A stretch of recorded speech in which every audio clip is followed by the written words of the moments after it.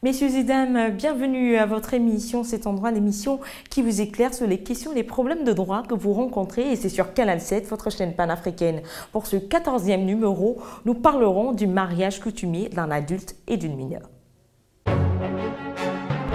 Merci d'être toujours des nôtres. Écoutez, vu leur état de misère avancé, les grands-parents maternels de Maryse, dont le père et la mère sont décédés, ont accepté le mariage coutumier de leur petite fille de 13 ans à un quarantenaire en échange d'une dot s'élevant à 7 millions de francs. Justement, ce quarantenaire, c'est Monsieur Donatien, un homme d'affaires de 45 ans, polygame, marié à 3 femmes.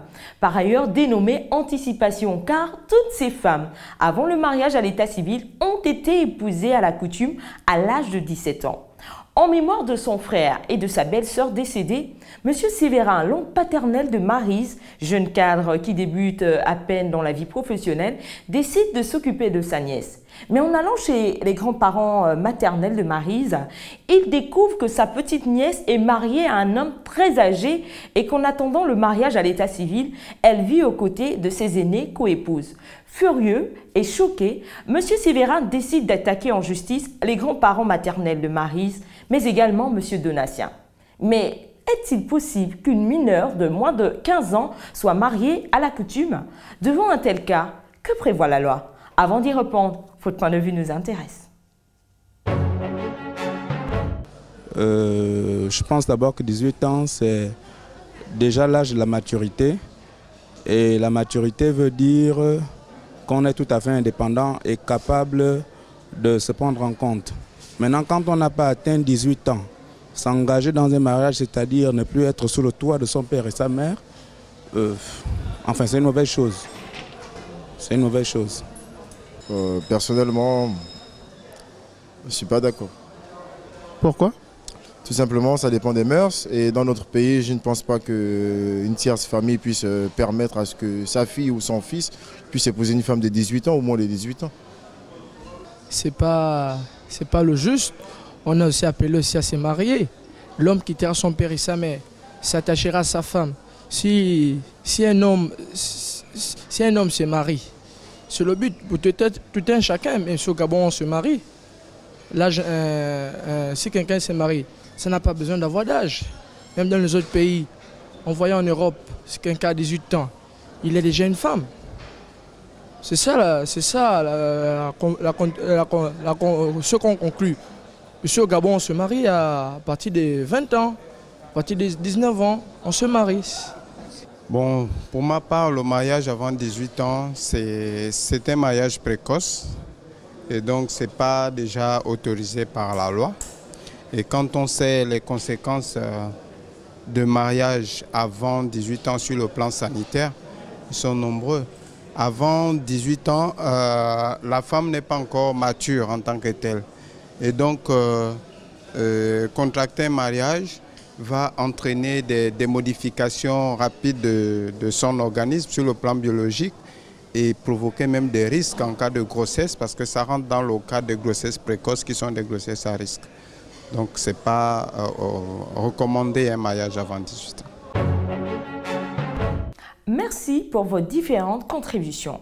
Dans certains pays africains, le mariage coutumier est au centre de nombreux débats, tant d'un point de vue sociétal que d'un point de vue juridique.